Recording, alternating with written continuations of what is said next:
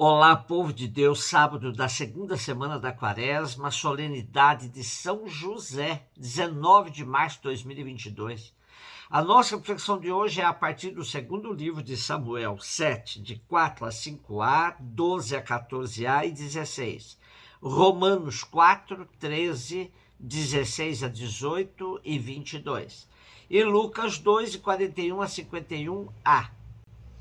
Naqueles dias a palavra do Senhor foi dirigida a Natã nestes termos: vai dizer ao meu servo Davi, assim fala o Senhor, quando chegar o fim dos teus dias e repousares com teus pais, então suscitarei depois de ti um filho teu, e confirmarei a sua realeza.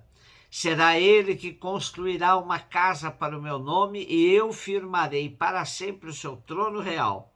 Eu serei para ele um pai, e ele será para mim um filho. Tua casa e teu reino serão estáveis para sempre diante de mim, e teu trono será firme para sempre. Quando lemos a genealogia de Jesus no Evangelho segundo Mateus, temos como último elo José, ligando Jesus a Davi. Essa profecia de Natã indica o nascimento de Salomão, filho de Davi, pois foi ele que construiu o templo, mas se estende a toda a sua descendência. Por isso lemos: firmarei para sempre teu trono real, tua casa e teu reino serão estáveis.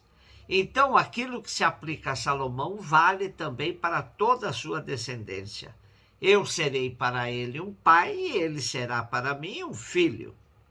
A tradição cristã sempre aplicou esse texto a Jesus, Messias, descendente de Davi, e indiretamente também a José, pois é ele que aparece como o último elo da genealogia davídica. É José, portanto, que confirma Jesus como o Messias da casa de Davi. Romanos 4, 13, 16, 18 e 22. Irmãos, não foi por causa da lei, mas por causa da justiça que vem da fé, que Deus prometeu o mundo como herança a Abraão ou a sua descendência. É em virtude da fé que alguém se torna herdeiro. Logo, a condição de herdeiro é uma graça, um dom gratuito, e a promessa de Deus continua valendo para toda a descendência de Abraão, tanto para a descendência que se apega à lei, quanto para a que se apoia somente na fé de Abraão, que é o pai de todos nós. Pois está escrito: eu fiz de ti pai de muitos povos. Ele é pai diante de Deus porque creu em Deus, que vivifica os mortos e faz existir o que antes não existia. Contra toda a humana esperança, ele firmou-se na esperança e na fé. Assim tornou-se pai de muitos povos, conforme lhe fora dito: assim será a tua posteridade. Esta sua atitude de fé lhe foi creditada como justiça. Paulo toma a figura de Abraão, pai dos crentes, como aquele que reconheceu a sua indigência e acreditou em Deus, recebendo o juízo da salvação, isto é, a justificação.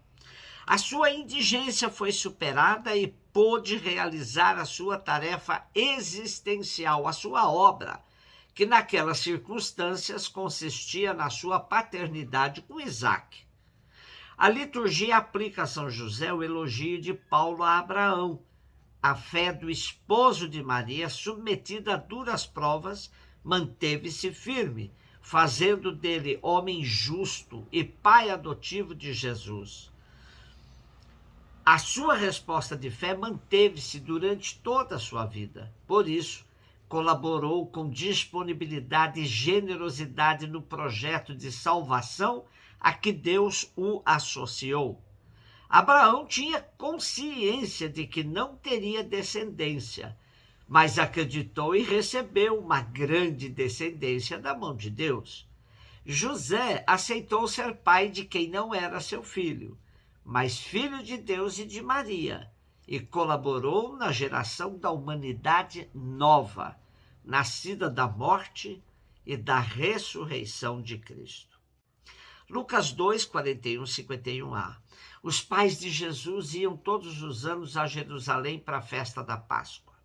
Quando ele completou 12 anos, subiram para a festa, como de costume.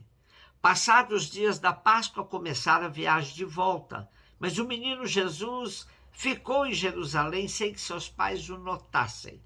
Pensando que ele estivesse na caravana, caminharam um dia inteiro. Depois começaram a procurá-lo entre os parentes e conhecidos. Não o tendo encontrado, voltaram para Jerusalém à sua procura. 3 dias depois o encontraram no templo. Estava sentado no meio dos mestres, escutando, fazendo perguntas. Todos os que ouviam o menino estavam maravilhados com a sua inteligência e suas respostas. Ao vê-lo, seus pais ficaram muito admirados. E sua mãe lhe disse: meu filho, por que agiste assim conosco?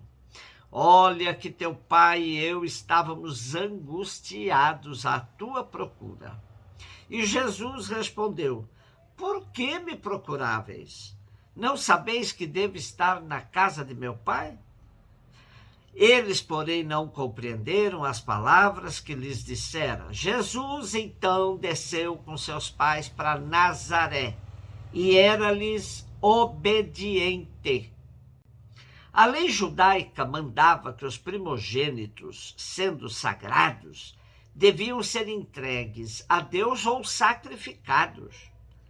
Como o sacrifício humano era proibido, a lei obrigava a fazer uma espécie de troca, de maneira que, em vez do menino, era oferecido um animal puro, cordeiros, pombas. Lucas parece ter presente que Jesus, primogênito de Maria, era primogênito de Deus. Por isso, com a substituição do sacrifício, que foram oferecidas 2 pombinhas, fica evidente o fato de Jesus ser apresentado ao Senhor, isto é, solenemente oferecido ao Pai. O sentido deste oferecimento só se compreende à luz da cena do Calvário, onde Jesus já não pôde ser substituído e morreu como autêntico primogênito, que se entrega ao Pai pela salvação de toda a criatura humana.